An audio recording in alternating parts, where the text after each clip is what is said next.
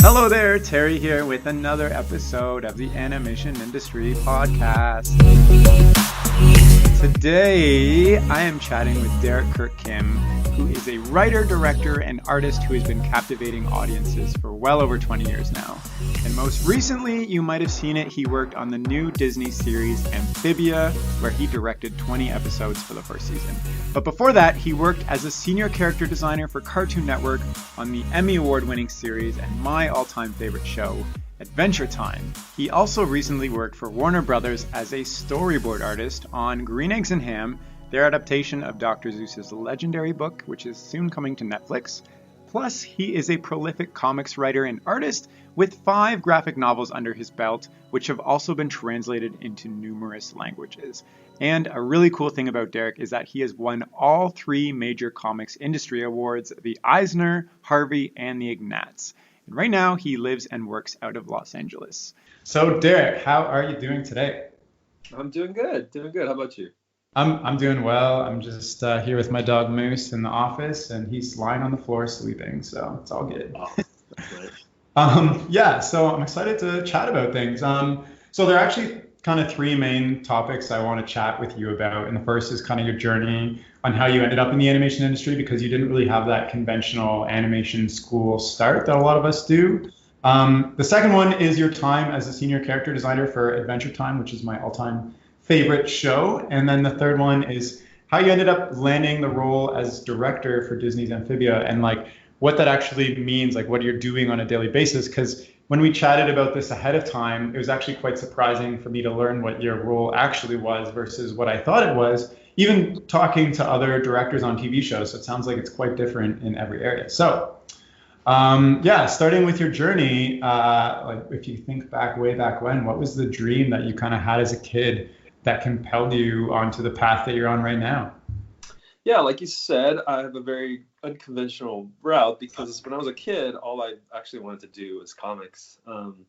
I loved animation, of course, like every kid, but I never really thought it was something you could do. Or I guess the fact that in comics, the fact that one person can just tell a story is so personal. I thought that was really appealing to me. So because of that, I was drawn to comics at first. So I went to art school and majoring in illustration, and then minoring in creative writing. And I was going to the Academy of Art in San Francisco for that stuff. And after my junior year, at the end of my junior year, I got my first publishing deal with a small publisher named Antarctic Press. So I jumped ship. I'm a college dropout, and I started my first comic book, and then I did comics for a long time, like a good 10 years or so, 12 years, full time. And one of my good friends, a cartoonist friend of mine named John Pham, became an art director at Fox ADHD, which was a block of animation on Fox for a little while. It was like their version of Adult Swim. And he needed a character designer, so he asked me if I wanted to try it out, and I did, and really ended up liking it. And then so that's how I ended up getting into animation. It was really just through a friend. Well, that's fine. Yeah. I want to backtrack a little bit. So just going back to your illustration degree with a minor in creative writing. The illustration and creative writing sounds like the perfect 2 things to get into comic books. But my question is about, like in school, you can take a whole bunch of electives. Like you can take everything from sociology to like religions to creative writing. So do you feel like the creative writing minor and all the electives you took towards that really helped you when it came to developing your career? Yes, most definitely. I think anything you take where you learn something applies to animation, just because animation storytelling, it's about people, So even if it's something like, psychology, it still helps you because you can write about people that way, or it helps to inform you. You can manipulate your story so people like it. Yeah, totally. And that's actually very important, It's actually a necessary skill to know how to know what will affect people's emotions, when you tell a story. So yeah, anything you learn, I think is valuable. And you can apply that to storytelling, because at the end of the day, it's all about people, or even if they're animals, they're, humanized. So Right, of course. Well, so how do you stay fresh on storytelling nowadays? Now, like you're not taking any formal education anymore. So how do you, when you're working on a show or whatnot, make sure that you have the best storytelling skills? when you're an adult, I think it's just it's life, because now you're living life. When you're a kid, you just imagine what life is like, right? When you write about stories, you're imagining what it's like to go to a bar. You're imagining what it's like to own a car. But when you're a grown up, you're actually doing all those things. So different kind of stories come from actually experiencing that, then imagining it. Cool stories can come out of you imagining it, but other kinds of stories come out when you're actually living life. So I feel like, I feel like inspirations for stories never end, as long as you're not just sitting in your room all day, for the rest of your life. As long as you're going out and doing things and trying new things, meeting new people, interacting with different kinds of people. I know, like, for example, Larry David, as a famous writer and TV creator, he does Curb Your Enthusiasm. He carries around a little notebook. Anytime anything interesting happens in his life, he writes it down. And I think that's a really good way to gathering stories, at least for me. I mean, that makes sense. So like, I have a couple thoughts, because like obviously there's a formula for telling a story through TV or whatnot, and like there are also formulas for like telling stories through movies. Like if you've heard about the book like Save the Cat and whatnot. Sure, of course. But it sounds like you find your biggest draw for storytelling from your personal life. Is that right? Yeah, I mean, of course I do.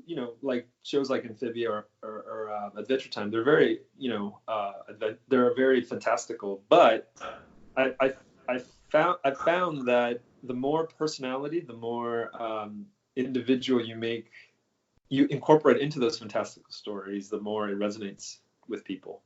So even if it is a fantastical story, if you do insert it with a lot of your own personal idiosyncratic, thoughts or interests, it makes it very individual and interesting, I think, to the viewer.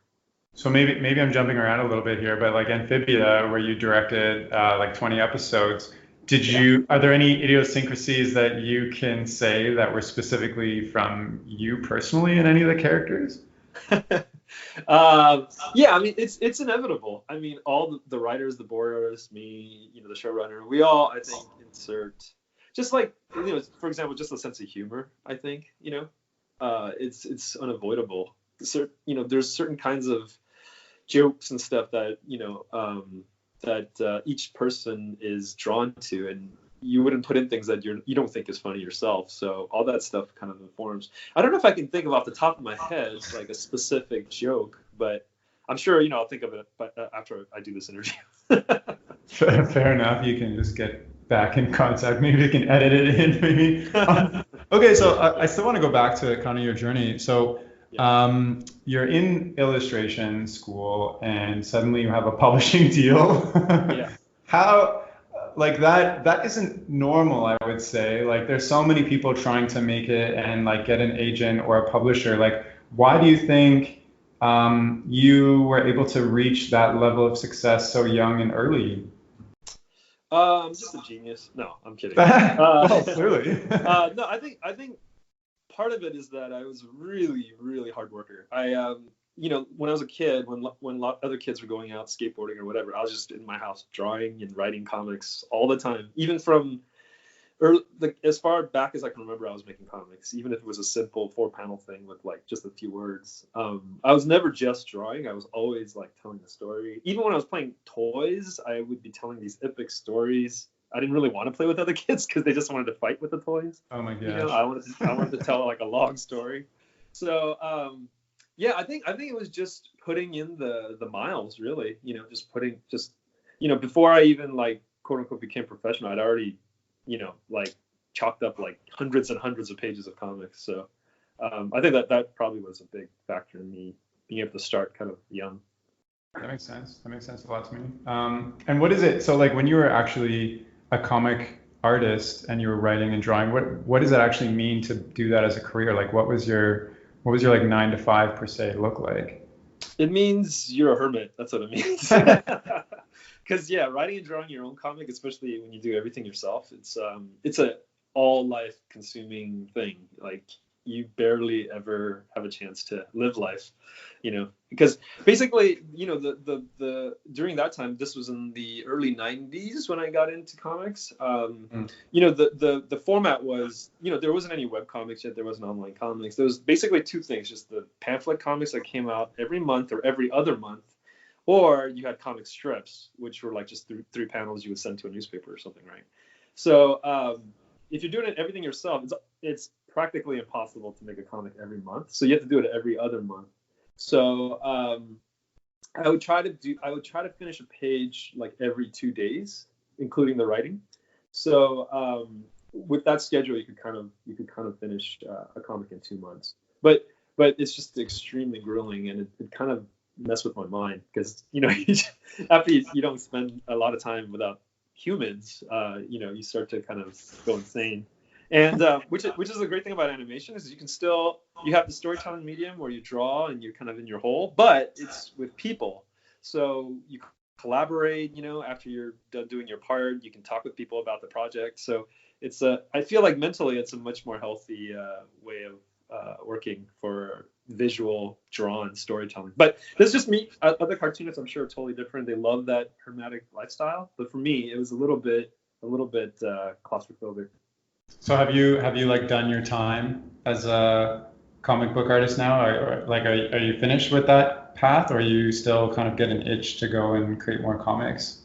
I'll never say never. You don't know how I'm gonna feel maybe 10 years down the line. But for now, I'm primarily focused in TV or film in terms of animation or live action films. I just really like collaborating with people. I like being around people.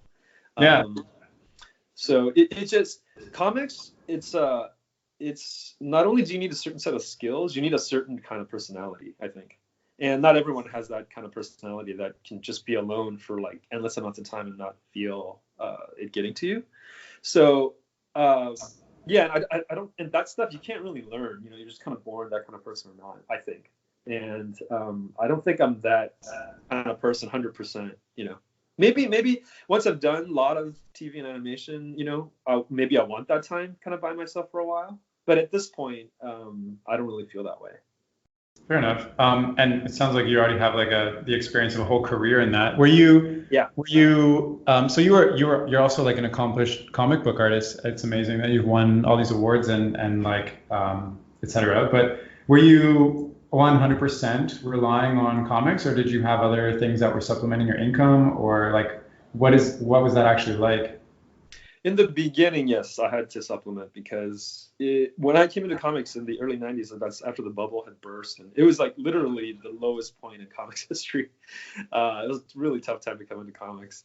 So in the beginning, I had to do my comics at night and then do some stuff in the daytime. For example, while I was making my first graphic novel, Same Difference, I had actually moved to Korea. I was teaching English part-time during the day, and then the rest of the day I was working on my comic. So that's how I was able to fund being able to finish that comic on my own, because we didn't have the graphic novel like boom that's happening right now, where in bookstores you can find graphic novels and all this, and publishers pay in advance. Like that did not exist at all, other than the little advance you could get. Like I'm literally like $500 for like a comic book series or something like that, which isn't enough to obviously make a living while you're making it. So in the beginning, but then after that first graphic novel, I ended up winning all the awards, and then it went through 3 different editions. And after that point, then other publishers, like bigger publishers that pay more, came to me, and I was really lucky in that. Right when that was happening is right when the book publishers were all coming in to make their own comics, and they pay an actual advance.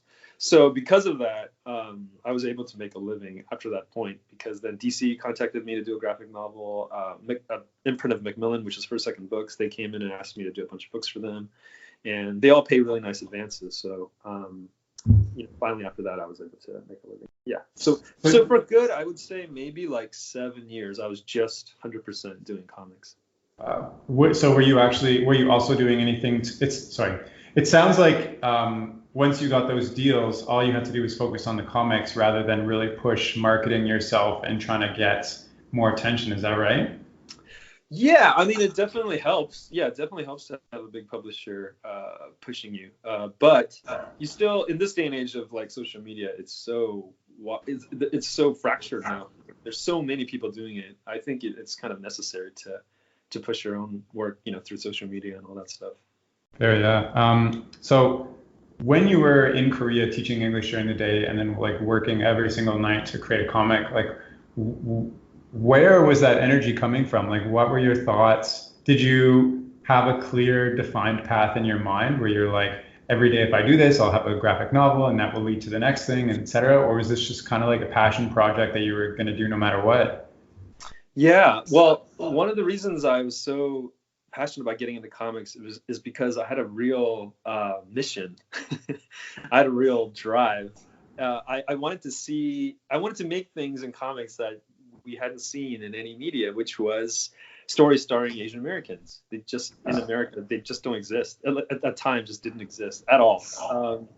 So I was one of the first people to actually really push that, along with my friend Gene Yang and Jason Shiga. We all kind of came up at the same time.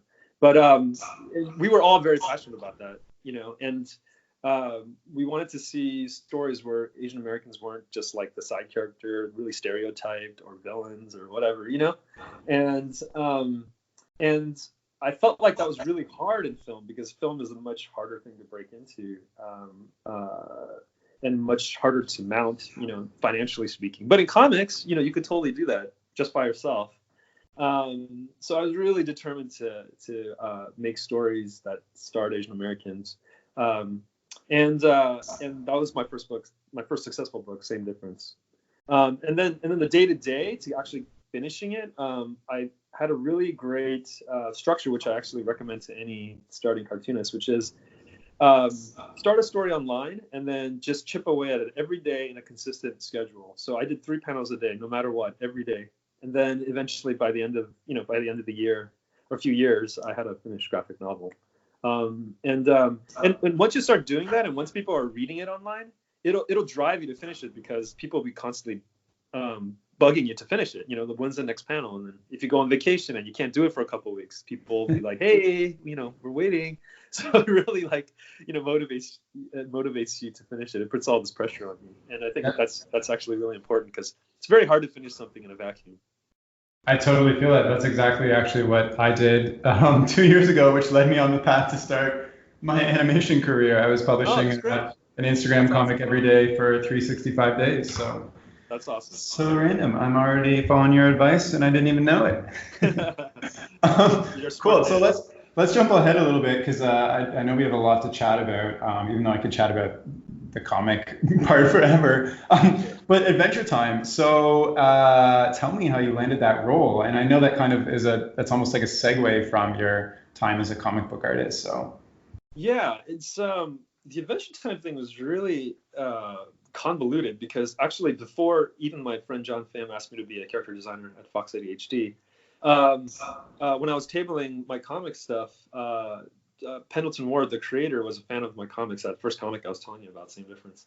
And he came to my table at a small comics convention called Alternative Press Expo. So it's kind of like a Comic-Con, but much smaller, and it's for indie comics like Xerox comics and smaller like experimental comics. So I was there tabling, and then this college kid came up, and he gave me this videotape of his college work, and it was Pendleton Ward. So he'd already known of my work before he even started Adventure Time. So when he started Adventure Time, he was interested in me having to work for it. But at the time, I had zero experience with animation. I didn't even really know if I wanted to do it, And so I was living in Portland, Oregon at the time, and he had Cartoon Network fly me out to do this writing test for Adventure Time. And the only thing that existed of Adventure Time at the time was that pilot that isn't part of the regular series, where it looks really different. Yeah. So that's the only thing that existed. There wasn't all these extra characters that we see now, and so it was really kind of wide open. I didn't, it was much harder to gauge what he wanted in terms of the writing. So it was kind of just, I was just writing and just throwing out things that I thought were cool, but I don't know if it really matched Adventure Time. But so I did the test and it went fine, but I don't know if my sensibilities were close enough to what he was looking for. So at that time, I didn't get the writing gig, and he asked me to storyboard, but at the time I was just, I don't know, that seemed like a completely alien thing to me. You know what I mean? And and I was so just enveloped in my comics that I kind of passed at the time. And then years later, 10 years of comics, or not, actually it was in the middle of my comics career, so maybe like 5-6 years later, John asked me to be the character designer. So then I started doing that. And then so I got a real good hang with the in the character design department. I ended up becoming the lead character designer there. And then I guess seeing that work, and then my previous contact with Penn, the new showrunner Adam Muto of Adventure Time, he asked me if I wanted to be their lead character designer. So and he already knew of my work because of my comic stuff and his connection with Penn. So both having my comics work and the work that the experience I had doing the character design work at Fox really helped me to get that job, because they knew I could do it technically, and they trusted my work from my comic stuff. So yeah, that's how I ended up getting that job. I didn't have to test or anything like that. I love how random that is. Like, you're sitting at a small booth, Pendleton Ward in college walks up and hands you a videotape of his work. Yeah. Yeah. Was he pitching you? Like, what was that about? Wait, say that again? Was he pitching you? What was that about? No, he just liked my comics, and he wanted to, like back then people used to trade all the time, their comics or whatever. And normally it's comics. I never got traded a videotape before. And back then everything was on VHS, and he just liked my comics and he wanted me to watch it. And it was Bueno the Bear. I don't know if I'm totally It's like this little black and white bear. It's really cute and has a butt. Yeah, totally. It's black and white, just really scribbly, total school art school kind of work. I mean, really good, of course, and very unique.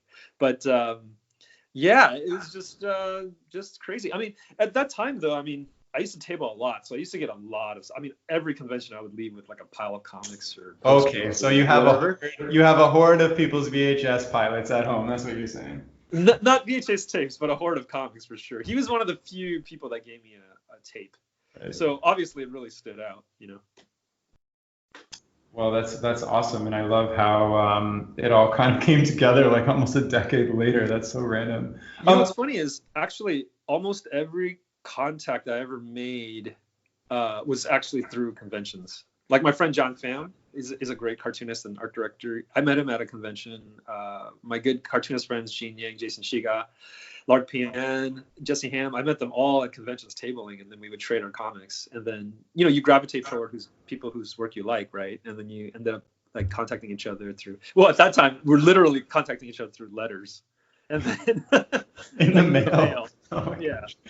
And then that makes a lot of sense to me though. Like for instance, I started this podcast by talking to Fred Siebert at TCAF conference here in Toronto, pretty much everybody I've had on the podcast, like I personally reach out to them, but everybody has a similar story to yours. Like, oh, I met this person randomly here, where I was friends with this person, and that leads somewhere. So I really like that, and people like my classmates often ask me like, how do you network? And it's really just show up at these places and just talk to people and see where that leads. Like don't go in with any intentions. That's actually great advice. I would say always go to convention when you're young and you're trying to make connections. I would say just go to conventions, and a big thing that would help you actually is tabling yourself.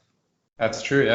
Yeah, because then people come to you, right, and see what you're about. So, and then you can trade and I don't mean it in a real like sleazy like networky way, but just because you want to meet people that share your aesthetic, right, or that you want to be right with. Like the comic you made is just your business card. Yeah, in a way, sure. You don't have to see it that way, but that's what it ends up becoming, right? Yeah, I get it. So that makes sense. Yeah, I would say go to conventions, make friends, and you never know when that person that you became good friends with is going to become the art director somewhere or whatever. Or you become the art director, and then you need to pick up other artists. So, exactly. Too, right? Totally. Yeah.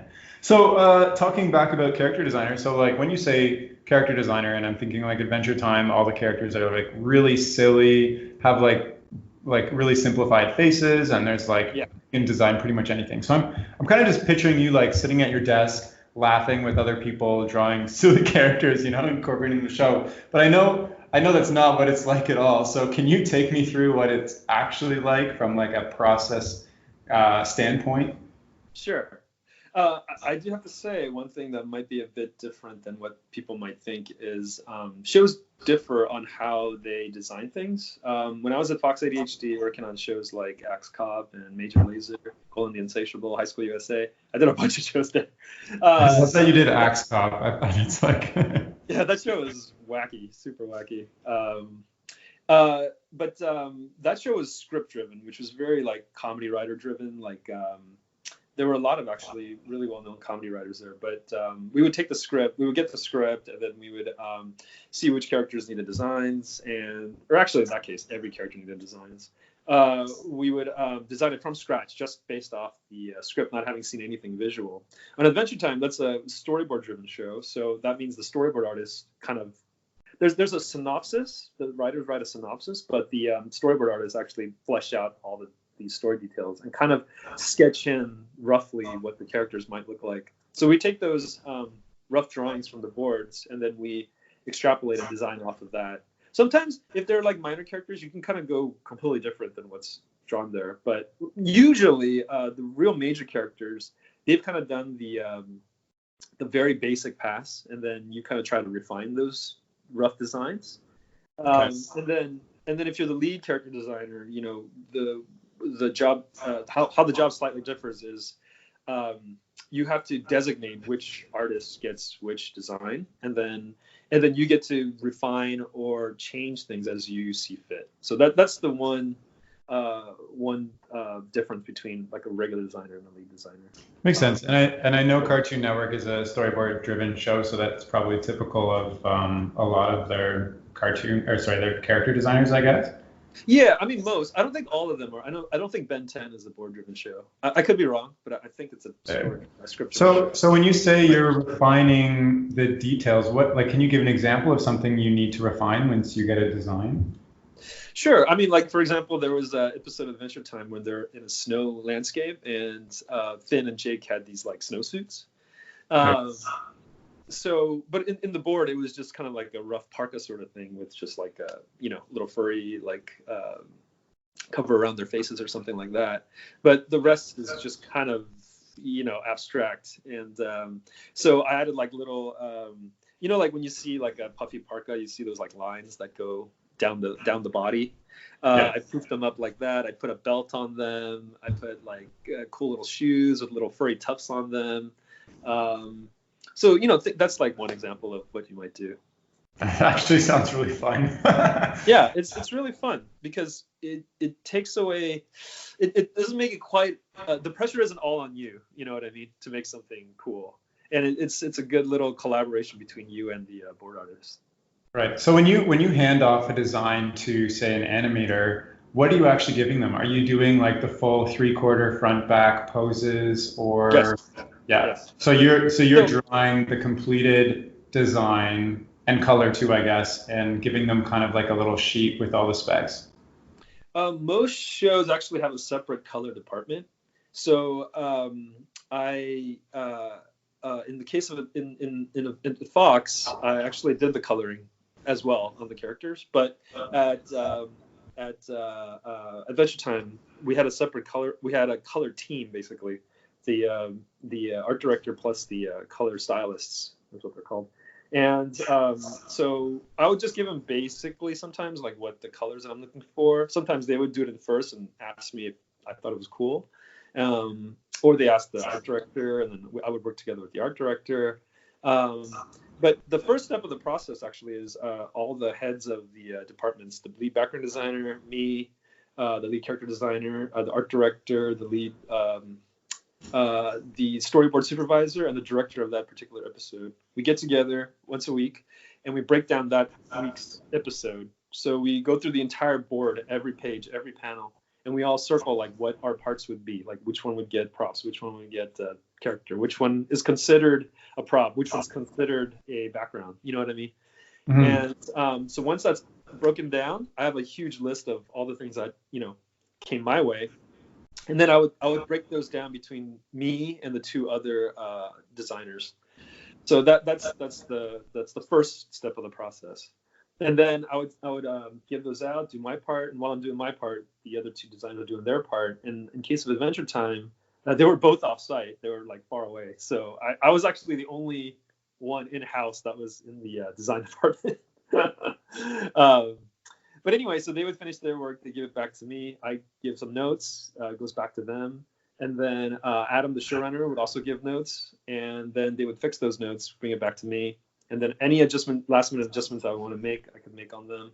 And then I would hand it off to the color team. And then once the color team was done, and it was approved by me and the art director, then it would go out to the animators in Korea. So your average office job is like sitting at a computer, sorting through some data, sending emails, coordinating meetings. But this to me sounds like you all like huddle around some characters, like pick the cute ones. This one goes to you, and then you run back to your desk and draw some designs, and then meet back up. It sounds really fun. Yeah, it is. I mean, the real fun part is that first meeting that I was telling you about, because it's all of us together. We spend a couple hours together and talking about the episode, laughing, like just like what you're imagining. Yes.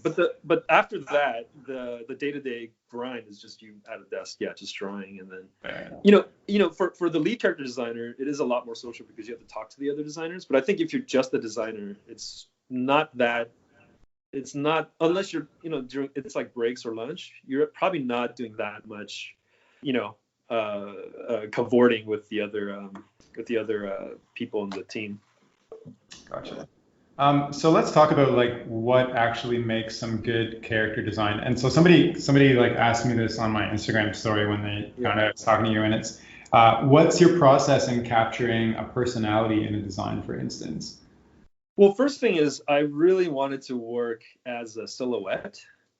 If you look at any iconic character, whether it's Bugs Bunny or Woody Woodpecker, you can tell them right away just from their silhouettes, So the first thing I try to think of is, if it actually works as a silhouette, if it's fun and cool and memorable, most importantly, even as a silhouette. And then I try to make details that seem like what's something that we haven't seen before, right? And like if you've seen this one episode where we introduce Lady Rainicorn's ex-boyfriend, who turns out to be this terrorist. Yeah. And his motorcycle has wheels that are flipped on its side, and I don't think we'd ever seen that before. So stuff like that, Gotcha. So like unique qualities and also like strong silhouettes where you can instantly kind of and really fun details that maybe you haven't seen before. And then also, at least for me, bringing in things that only might have been in maybe your life, like. I had one episode where Princess Bubblegum was in a hanbok, which is a Korean traditional dress, and those little details like the bow in the center of the body are, I think, really unique. And I mixed that kind of up with like kimonos, and then also just ooh-ish qualities. Right. And if I wasn't Korean American, I don't know if that would have really come out, whether it was good or bad or whatever. I just don't think it would have happened, And in the original board, she was actually just in a kimono. So this is a perfect example of what changed from the board to the design. So the board artist of that episode was Ako, who's Japanese American, I think, or half Japanese American, and so she was putting herself in there, and then I added my own like flavor in there to have this combined design, which I thought was really unique. I don't think there's ever been a design like that, so that was really fun. I really like that, and that kind of mimics what you were saying, or mirrors what you were saying before about putting yourself into stories. Yes, exactly. That's a perfect example. How do you know when something is finished? Like with Jake and Finn in their like parkas. Like maybe you can finish that one a little easier because it's just a parka, but like with the motorcycle or the kimono, like how do you know when it's actually done when you have a little bit more creative freedom? When Friday comes. When Friday? Okay, that's a typical answer when it's That's, due. that's literally when you know you're done, is when the episode is due. Because I haven't worked in a feature yet. Well, actually, very early on in my career, I did work on one feature, but most of my career has been on TV, and in TV you just don't have the time. Like every freaking week, you have to have an episode done. So, after a while, you just run out of time. So you just gotta be happy with what you ended up with. Yeah. So were you working like a normal like 40-hour work week, would you say? Or No. no? Especially as a lead. Very typical of the animation field, as I hear. Yeah, I wouldn't. I would say maybe average, maybe like if I was lucky, like 50 hours a week, maybe. Okay. Yeah. But there's other times where I worked on the weekends a couple times. That still sounds better than like teaching English full time and then working on something in the evenings, though, right? Like that's twice as much time. For sure.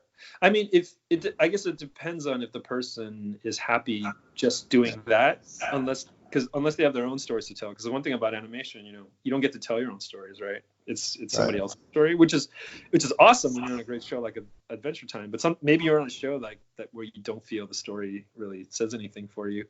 In that case, a lot of times they might be working on their own stuff at night, Mm-hmm. And if that's the case, then yeah, you're going to be working a lot. So how did you feel working on Adventure Time? Was it completely fulfilling for you in that sense? Yeah, I mean, Adventure Time is one of the, I mean, that's just like one in a million kind of show, right? I mean, it was an industry changing kind of show. So, and I was already a fan of the show before I got on.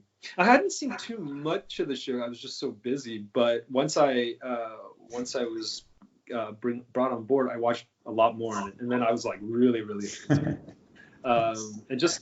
And then working with Adam and the team, I realized how unique the show was, because most of the people that work on Adventure Time, they're very unique people. They think differently than your average person. So you could see why the show is like that.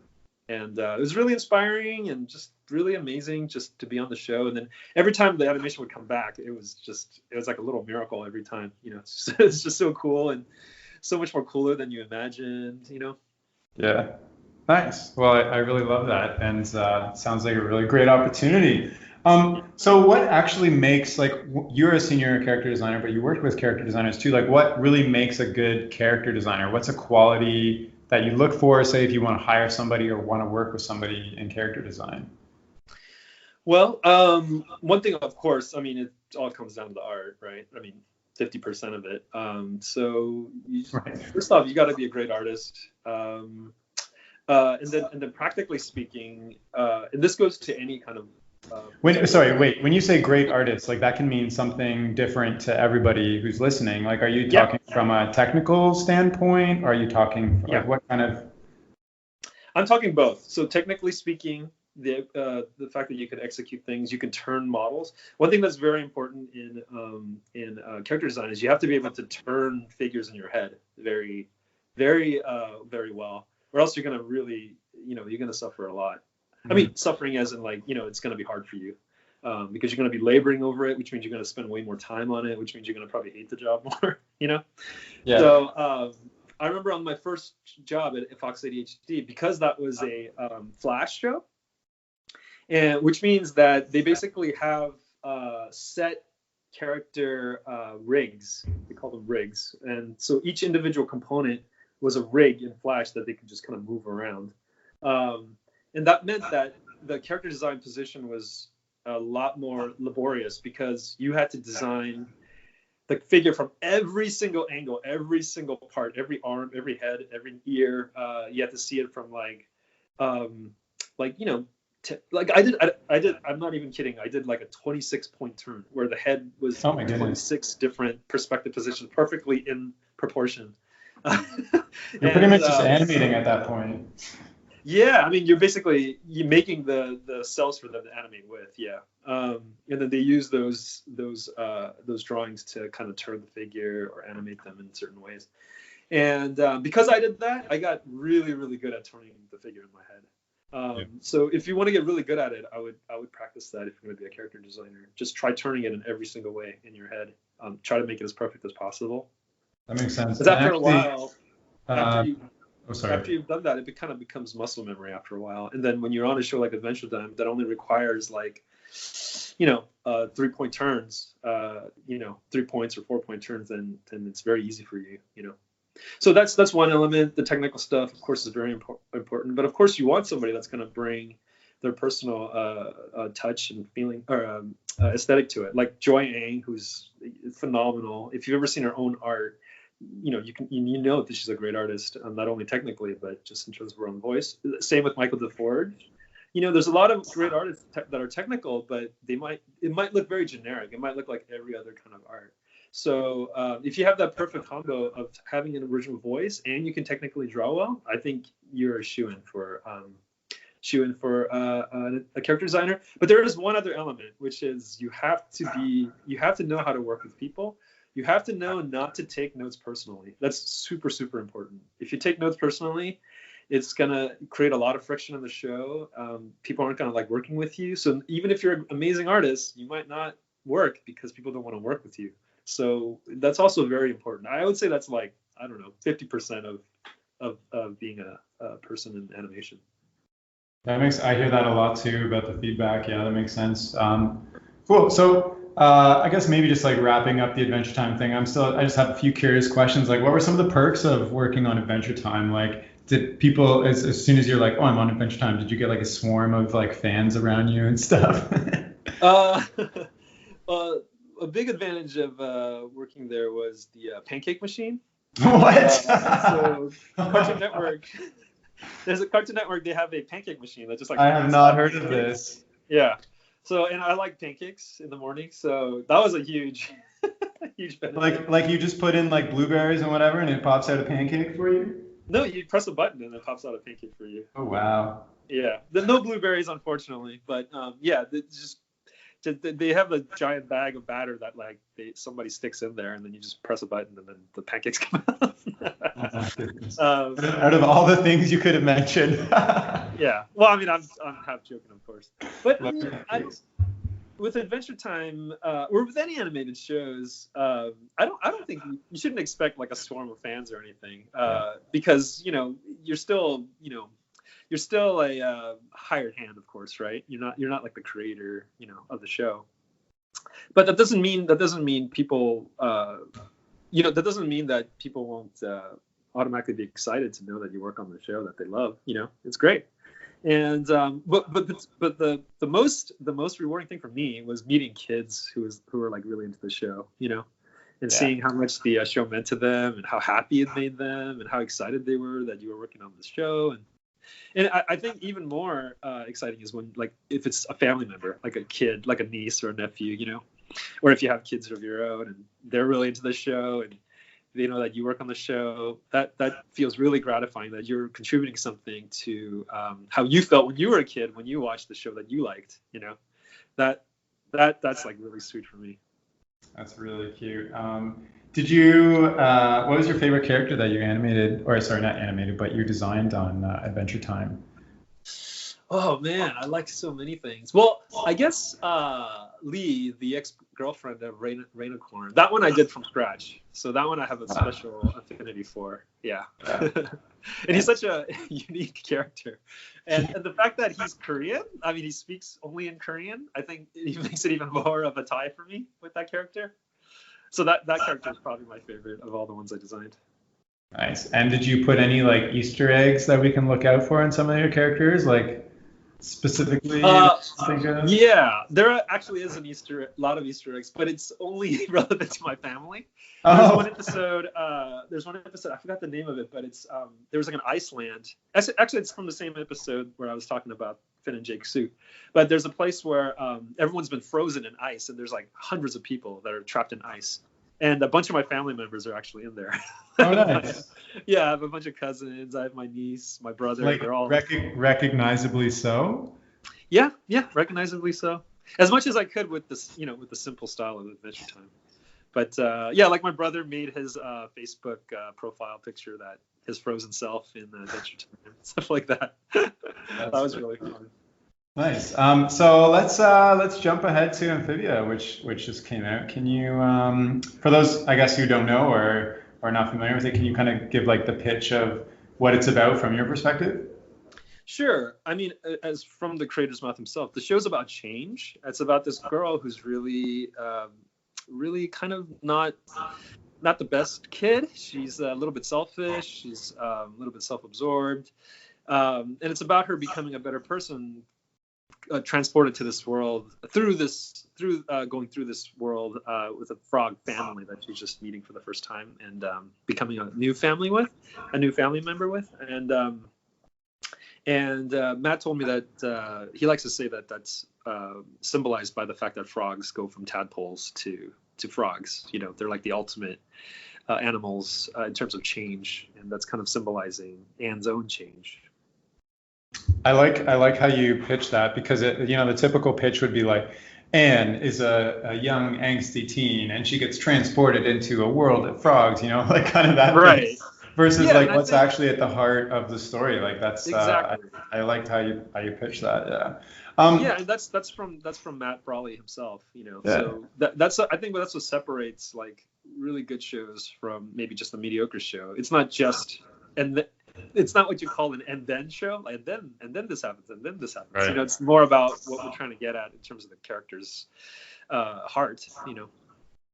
Yeah, makes sense. So you're the director on the first season. What exactly does that mean? Like, what as a director were you doing? Yeah, the director in animation is a little bit more ambiguous, I think, to most people than say live action. And basically, the director of the episode, your job is to make the ultimate job for you. Specifically is to make the animatic, which is going to go overseas to be animated. So what is the show going to sound like, look like, pace like? Basically what you see on screen, it has to be done in a rough form in the animatic, and that's your job to make that. So you take all the elements that everybody else is working on, like the storyboards, all the voice takes of every character, all the sound effects, all this music you have. And then you have to put that together into the animatic and get that sent overseas to the animation studio. And that requires a lot of work than you might just think. You might think initially, because you think, well, you just put it all together, right? But for example, when you put together the storyboards, most of the time it's over the time limit that you have, which is 11 minutes in terms of in Amphibia's case. So, sometimes it's like 16 minutes long in the initial cut. Like, what you have to decide, it's like doing a jigsaw puzzle. What do you cut and still retain the heart of the story? What jokes don't work? What jokes are better than the joke that you already have?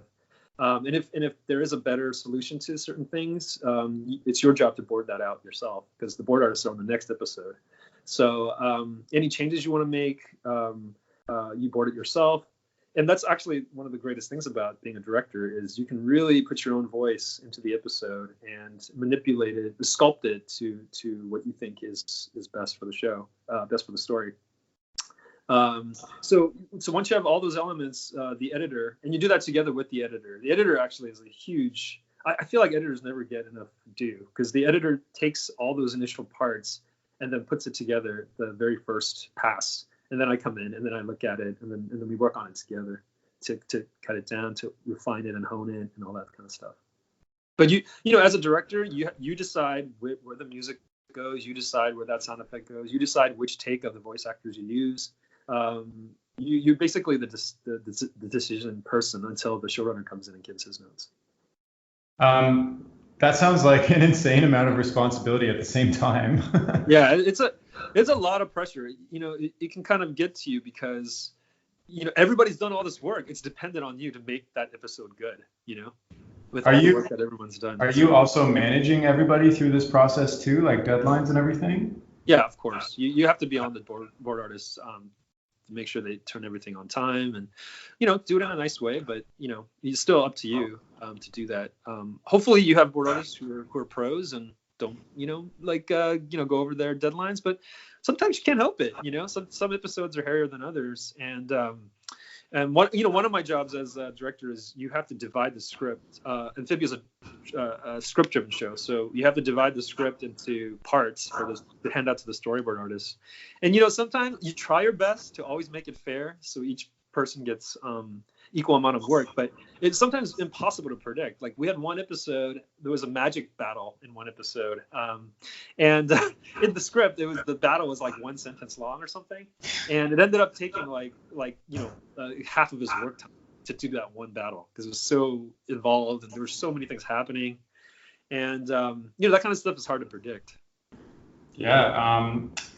Well, it sounds like it. I'm just wondering, like, how did you know that you'd be a good fit for this role, coming from like graphic novels and then character design? Like, you have a lot of relevant experience, but it kind of sounds like this is also an insane amount of responsibility to take on. Like, how did you know this was right for you? Well, luckily, I had two things that really made me ready for the experience. Outside of my comic stuff, which also, of course, really helps. But one thing was between Adventure Time and Amphibia, I storyboarded at Warner Brothers on a show called Green Eggs and Ham, which comes out on Netflix later this year. And on that show, all the board artists were like total pros, like board artists from like Hunchback of Notre Dame, and like all these like bolts and really really experienced board artists, like mostly from feature. So I learned a tremendous amount. My director Piero, I'm blanking on his last name, but Piero is an amazing board artist and director, and learned a lot from him. So I had a real education in terms of storyboarding with those guys. And then before I went to animation, I actually did a lot of live action work. I made 2-hour-long films. I did a bunch of shorts. So I was actually very used to editing. I edited all that stuff myself. And so with those two experiences, and also being a live action director, I was really used to managing people. Really used to talking with people, being with people, comfortably giving direction without making them feel bad or anything like that. And then with all my experience telling stories and writing and comics, like all that combined, I felt really ready to be a director on an animated show. And I'm not gonna lie, at the beginning there's definitely a learning curve there. But once I got into the hang of it, it got really smooth, I think, by the end. So if somebody else wants to get into directing, it almost sounds like, okay, you need 20 years of experience in every other avenue. Well, everybody's path is different. Yeah. Because I've come in strictly into animation, I think I kind of had to go that way. But people that go right into animation, for example, Matt Brawley, our showrunner, is a perfect example. He went the total traditional route, which is you start as a board revisionist, right? Mm-hmm. And then fixing up boards from other board artists. And then you become a board artist, and then you become a director, and then you become a showrunner, right? So but how many people actually follow that path? Yeah, that's true. I mean, Matt is one that did, but I think when you go to school, just like as you end up having to do all those parts yourself, like the editing, right? Yeah. So even though you haven't done it as a job, like directing somebody else to edit, you've still done it yourself, so you know what it takes. So because if you go that traditional route, you are going to do all those parts. So by the time you get to be a director, you get to use those skills that you used before, like in school or helping out on other shows. So I think that is a faster way if you're strictly going into animation. But I didn't know that when I was coming up, so. Makes sense. Well, your career path is very unconventional, which also is very conventional when it comes down to like the average person in the industry anyways. True. I think a lot of people have different stories, right? Yeah, that's why, I mean, on this podcast, pretty much everybody has a completely different story, even if they ended up going to school, which is why I find it so interesting just to talk with everybody who comes on here. Okay, cool. So I'm gonna have like a hard time explaining this, but it's something I wanted to ask you, and it's something like I'm learning right now. I kind of tried to send you a question about it ahead of time, but it's basically about judgment, because like as a director, you have to make a lot of judgment calls, like what to cut out of an episode, like what music, etc. And for me, like something like I'll work on an animation, for instance, and like spend, I don't know, like 8 hours on it, and then watch it, and sometimes I feel like slightly underwhelmed, but I also have like a strong desire to like bypass that and be like, I spent all this time and effort on it, like that's worth more. But I'm learning slowly to like recognize when those points or those feelings that I need to push through and make it better on, or like I guess just judgment calls on what is working and what isn't working when I spend so much time and effort on it. So for you, how did you learn to get better at developing those judgment calls to make something better than it currently is, I guess? Well, one thing as a director, because you're directing, you don't direct every episode, you direct every other episode usually, and you have this higher voice. You have other voices helping you. Unlike at school, when it's all on you to determine which battle to pick. On an animated show, you have a lot of voices helping you pick the best choice, right? So, I mean, during that initial pass, during your pass of it, you get to make all the decisions. It's kind of like being at school where you get to make all the decisions. But after that, you have a lot of voices. You have the head writer, you have the showrunner, and you have usually a supervising director. And we all sit together, and it's really fun. We go through the whole episode. We're like, oh, maybe this line would be funnier here. Maybe this joke would be funnier. So it really helps when you're in an actual show, because you have a lot of voices. And you can ask your board artists too. You don't have to ever feel like you're alone as a director. You have all these people around you. Don't let your ego get in the way of making a better show. Be open to asking other people, even if quote unquote they're like below you or whatever. I don't really believe in that. But during my own past, when it's just me, I have to like pick my battles, because unlike your own projects, you don't really have a lot of time. So you're like, okay, I have these two things I can work on. Which one is the one that needs more work? And if one of them opened my imagination more, if one of them made me laugh less, like very simple things like that, I'll pick that one to work on and then leave the other one alone. So that's what I usually do when I'm trying to pick what to work on. I like what you just said. I've never heard that before. The things that open your imagination more, because that's like a instantly defined thing that I can see helping. Cool. Well, thank you for that. So obviously, as a director, you're working with a ton of people all the time, and you already said like people skills are something that you need.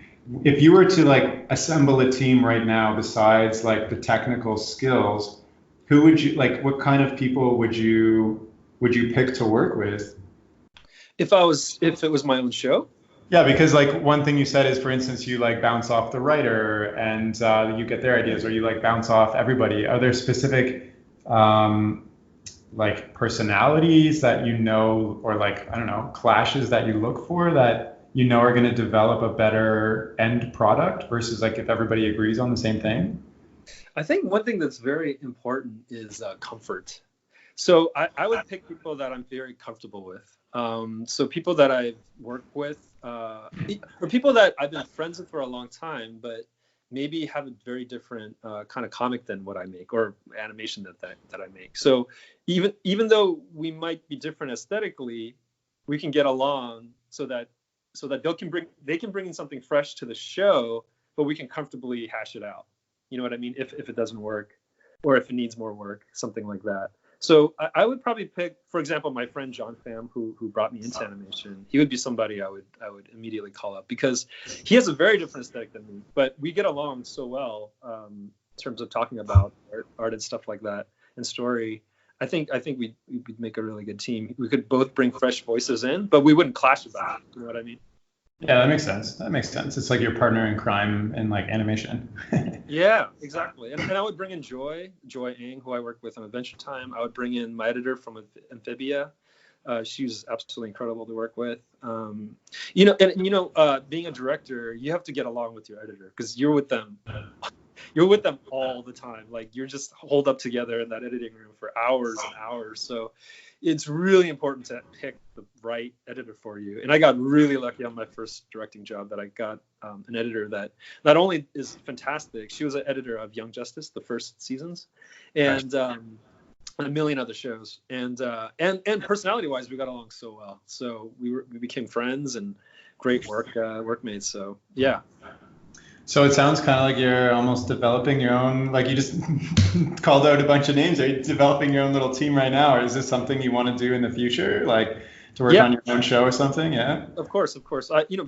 coming from comics, of course, I was a writer, so I have a million ideas that, especially in the last 6-7 years when I've been working full time in animation, I had to put on the back burner because I was busy with these other shows. So now that I'm in a position that might be more susceptible to getting my own show, I'm thinking of pitching those ideas I've had that I, a lot of times originally might have thought for my comics.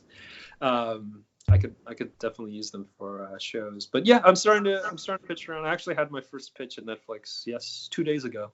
Oh, congrats. Yeah, and so we'll see how it goes. But I think if anybody's gonna go pitch a show, I would just say, kind of like when actors go in for roles, like just do the best job you can and then just forget about it. Because getting a show, landing a Marvel hero role or whatever, it's all like winning. It's like winning the lottery in terms of chances.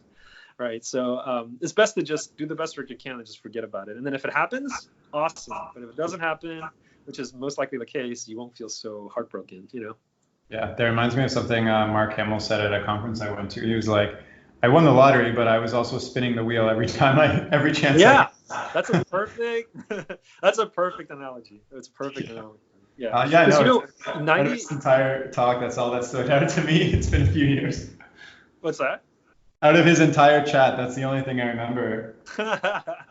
That's a great bit of advice. Because I have to say, most of these shows like that you see made or movies that you see made, you think like, oh man, these people are geniuses and that's how it's done. But a lot of times it's just persistence. There are people that might have been more brilliant, but maybe they gave up, and they didn't pitch after the third time they got rejected.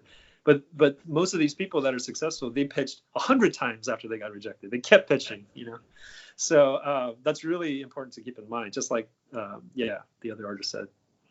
Yeah. So if you don't mind sharing, you just walked over to Netflix and you're like, hey, I have a show. Can I pitch it for you? Like, how did that happen? Well, luckily, if you're in the industry for a while, it's not too hard because everybody knows everybody. So eventually, that chain will lead to a development person, right? So, like for example, in this case, in the Netflix case, my supervising director at Amphibia, Kim Robertson, who I absolutely love, and she's amazing. She's worked on a million shows that you probably watched as a kid. But she became I forgot the actual title, but she became kind of like one of the top executives there in the animation department. And so she has, contacts with all the development people now. So she was like, hey, if you have any show ideas, I can put you in contact with the development people. So I was like, yeah, that's great. And that's how I ended up pitching at Netflix. And then, once you start working for an actual studio, it's very easy to pitch because you just know where to go once you're there. It's like the development people are on the first floor at Cartoon Network or whatever, so you can just go up to them and say, hey, I have a show idea. And, unless you're like a sociopath or something, they're going to take it if you're working for the company. Yeah. So after she said like, hey, if you have any show pitches, you just like went behind the scenes or like after work and just kind of developed your own show, or is this something you've been working on for a long time? No, I've had show ideas I've been working for a long time because when you're working full time on a show, you can only chip away at it, right? So after Amphibia season 1 was over, I actually took a long break to just specifically work on these pitches, and then now I'm finally ready to start chopping it around. So you created like a pitch Bible then? Yeah, I mean, I actually I've been kind of this is maybe just for me, but this might be a tip as well for pitching. I found that when I pitched, because I used to pitch when I first got into animation, I pitched a few times. I pitched to Cartoon Network, Disney, Nickelodeon, and Amazon. And during that time, I did it very like formally. I had a pitch, I had a Bible, and then I would project each page, and then I would read off the Bible, and then like go through it page by page. And it was very dry and boring, and people, even if the idea was cool, like presenting it that way, I found it was like very unengaging. Yeah. So this time I'm actually trying to stay away from pitch Bibles to use as a pitch. So I'm just creating all these images. I'm creating all the character drawings, and I'm creating like an short animatic.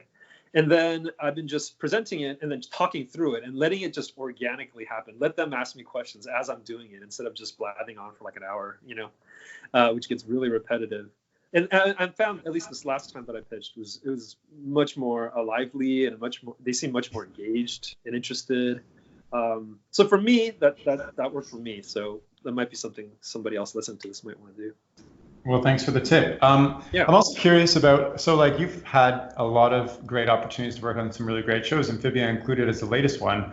What will change for you internally when you're running your own show, even though there are still constraints with like, appeasing the producers, appeasing the general audience, working with like, I guess the process is still the same, but like, what's the internal change that you think you'll have when it's your own show? Well, working so closely with Matt on Amphibia, I think was really, really helpful. Because then I got to see firsthand how Matt dealt with executive notes or all that kind of stuff. So it was really, really helpful. I think if you're somebody that just like fell into the deep end somehow, got lucky, and just got your own show immediately right away after, I don't know, a board revisionist job or something, I think it might actually work against you a little bit, just because everything will be so new to you, and it'll be like jumping into a deep end of the pool or something. But because of my experience working so closely with Matt, one thing is just not to fight. I think fighting just leads to just more fighting. You know what I mean?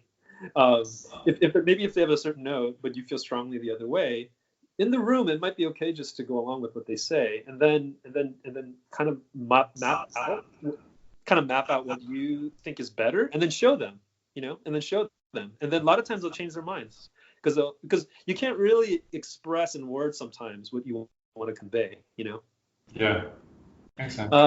And then mentally, I don't know if it would be that different. Maybe it's because I've already like mounted like 2 films and all that stuff. It doesn't really make me nervous or make me think any differently about running a show versus what I've already done. Yeah, fair. I mean, my next question was just going to be like, what's next for you? But it kind of sounds like we already know. Well, I mean, but that only happens if.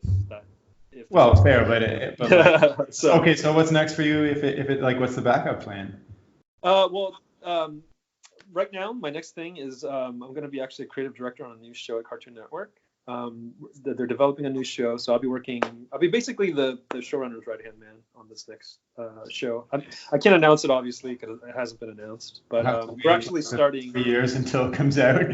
Yeah, it'll be a pretty long, because basically what we're doing is going into the quote-unquote writing pod. So it would be me, the showrunner, and the writers, and we're all going to just hash out what the show is going to be. And luckily, it's based on a popular, really good series of kids graphic novels.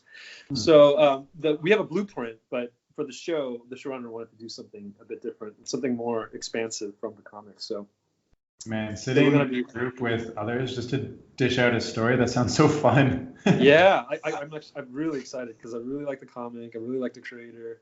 It's really fun, and being like, I was on the ground floor for Amphibia, but not any of its development. So right.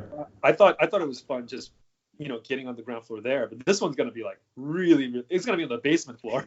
So I'm really, really excited to be able to even infuse more of my own personal vision for the show from the get-go.